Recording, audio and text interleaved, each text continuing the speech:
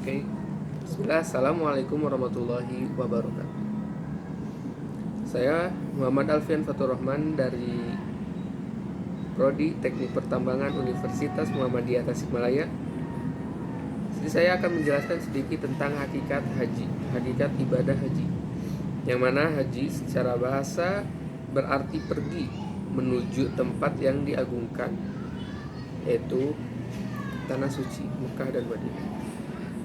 Sedangkan secara istilah, haji berarti beribadah kepada Allah dengan melaksanakan manasik haji, yaitu perbuatan tertentu yang dilakukan pada waktu dan tempat tertentu dengan cara tertentu pula. Oke, adapun hukum haji itu sendiri yaitu fardu, yaitu wajib bagi laki-laki maupun perempuan sekali seumur hidup dan tidak disegerakan. Jadi diwajibkan ketika kita mampu untuk berhaji. Nah, selanjutnya kita akan membahas tentang sejarah haji, di mana kita tahu haji itu bermula pada masa Nabi Ibrahim alaihissalam pada tahun 1861 sampai 1686 sebelum Masehi. Nah, yang merupakan keturunan dari Nabi Nuh alaihissalam pada tahun 3900 sampai 2900 sebelum Masehi. Seperti kita ketahui, Nabi Ibrahim memiliki anak dari Siti Hajar yang bernama Nabi Ismail alaihissalam.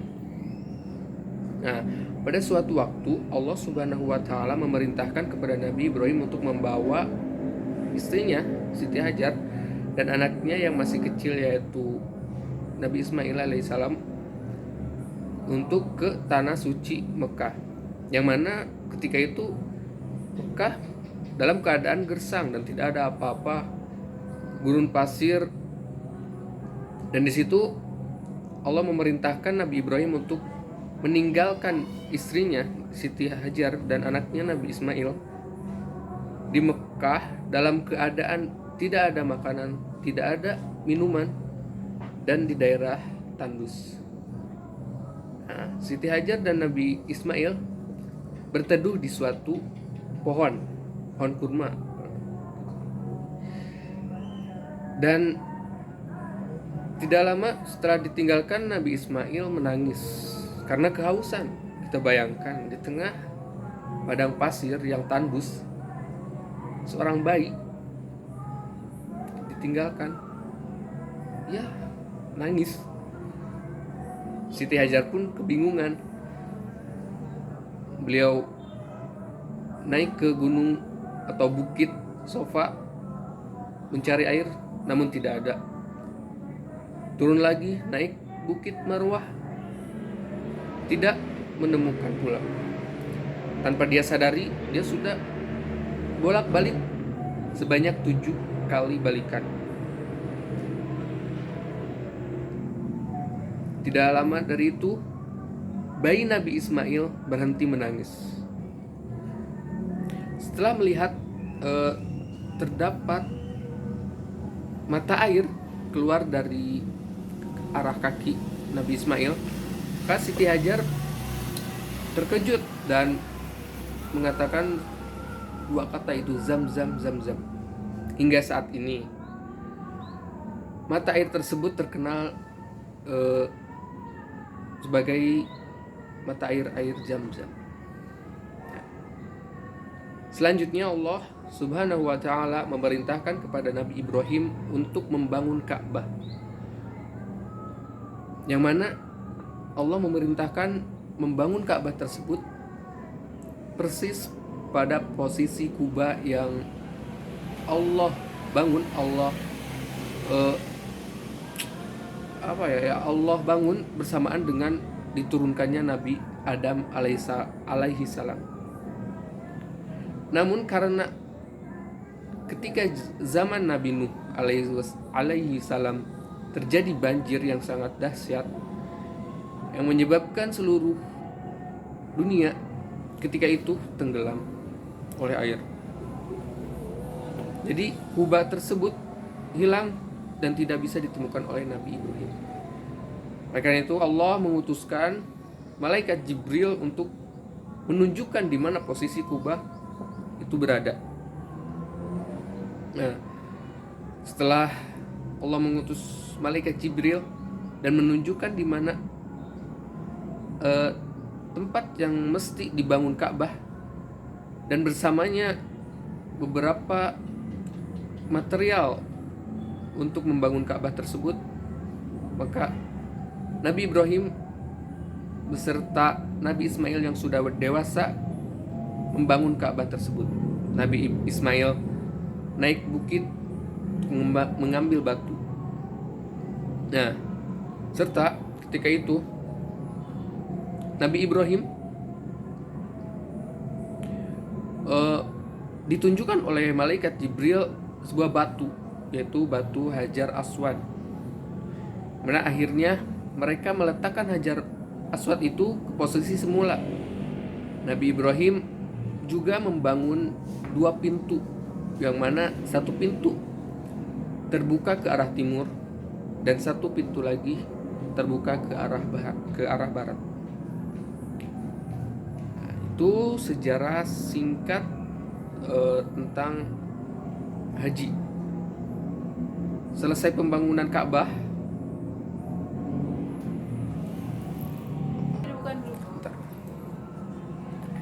setelah pembangunan Ka'bah, Nabi Ibrahim dan Ismail melakukan ibadah haji.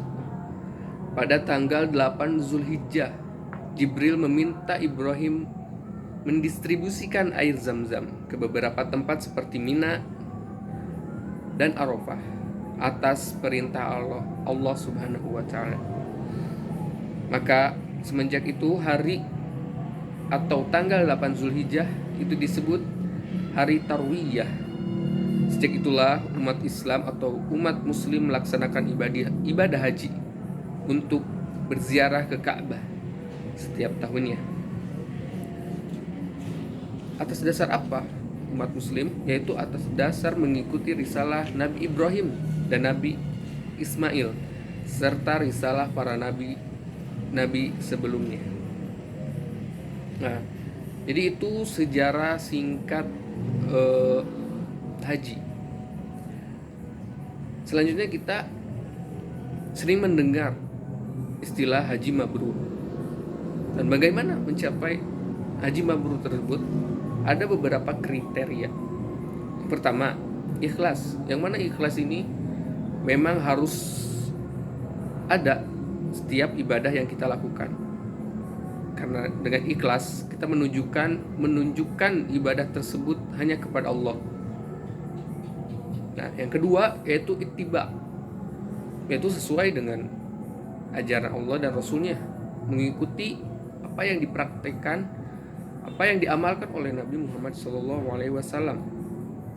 Yang ketiga yaitu kita melaksanakan haji ini dengan harta yang halal, karena kita ketahui berhaji khususnya di Indonesia membutuhkan biaya untuk transportasi, untuk hotel di sana, untuk lain sebagainya. Maka kita melaksanakan haji dengan harta yang halal. Tidak boleh berhutang, karena tadi disebutkan kewajiban ibadah haji ini tidaklah ditekankan atau tidak digesa-gesakan.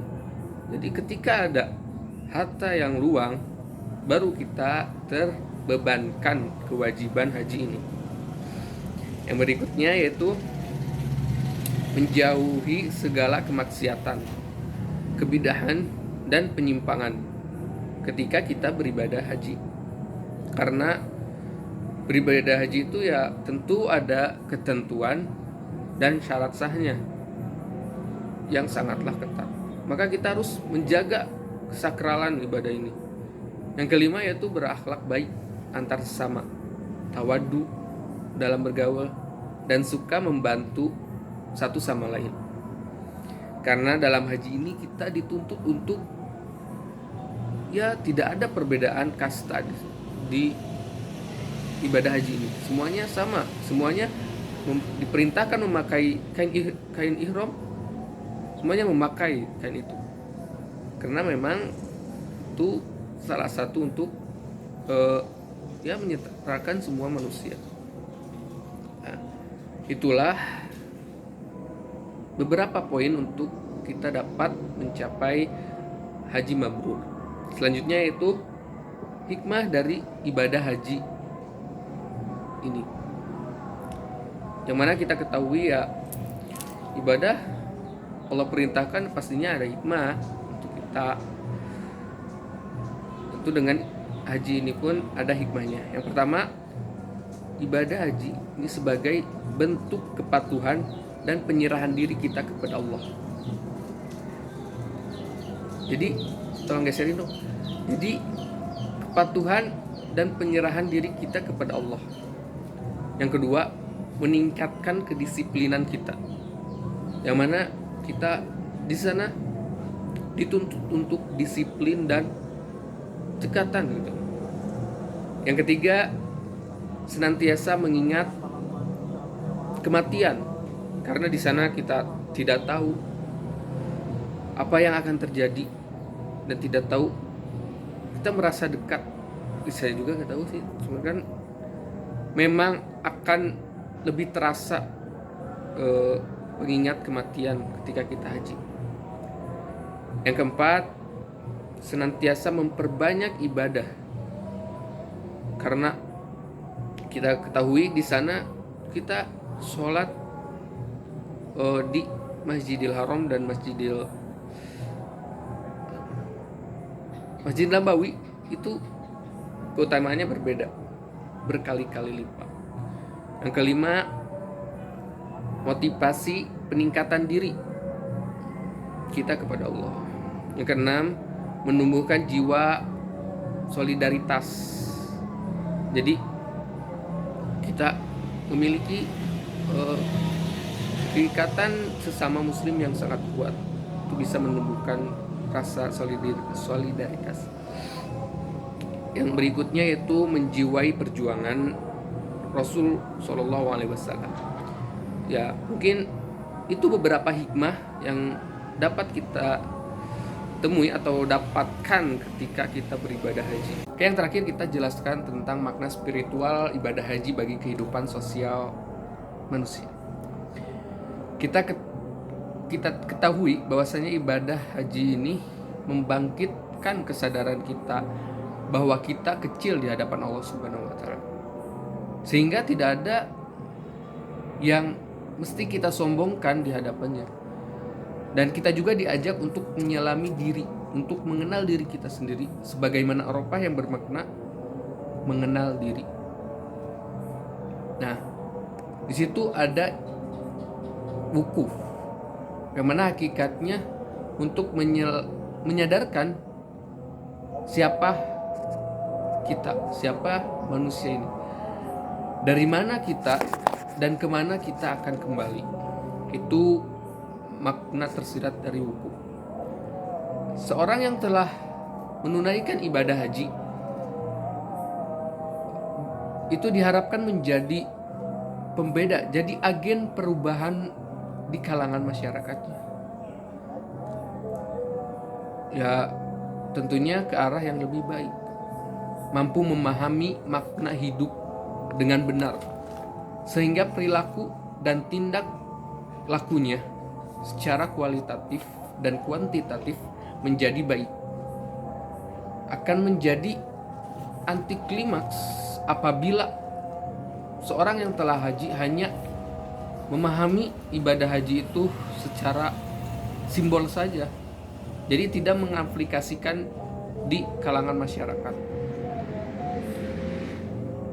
Bagi masyarakat Indonesia, rukun dan syarat ibadah haji dilakukan di Mekah, tapi aplikasi dari haji itu sendiri itu bisa diaplikasikan di Indonesia. Dengan adanya ibadah haji akan senantiasa terjalin sikap saling menghargai satu sama lain, toleransi dan hidup rukun serta damai di masyarakat. Dalam ibadah haji pula terdapat rukun haji, yaitu tawaf. Di dalam tawaf itu mengingatkan kita bahwa kehidupan senantiasa berputar, dan sesungguhnya